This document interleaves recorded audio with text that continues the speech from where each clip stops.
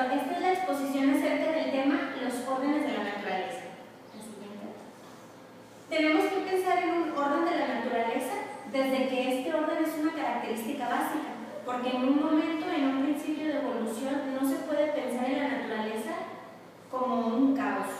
Por ende, podemos decir que el orden es esta característica básica, o sea, en la naturaleza hay un orden. La siguiente.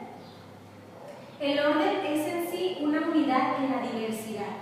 Va de lo poco a lo mucho, de lo micro a lo macro. Y en la ausencia del orden está el caos, lo que hablábamos hace un momentito de que no podemos pensar en una naturaleza como tal cuando hay caos, porque el caos no es en sí una reflexión sobre la naturaleza, sino es parte de cómo fue el proceso para que la naturaleza existiera tal como la conocemos. El orden abarca toda la realidad.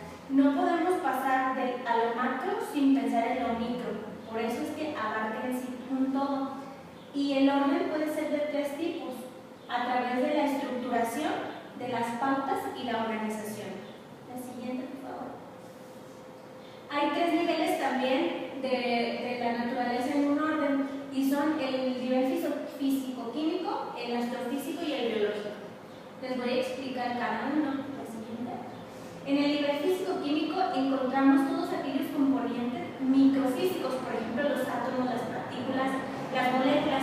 Sabemos que un organismo que es más complejo tiene otro tipo de proceso y está estructurado a través de varias partículas, de varios átomos y de varias moléculas. Entonces no podemos pensar en un proceso complejo sin pensar en un proceso micro. En este caso, por ejemplo, el cuerpo humano, que está construido complejamente a base de todo un proceso dado por los componentes microfísicos.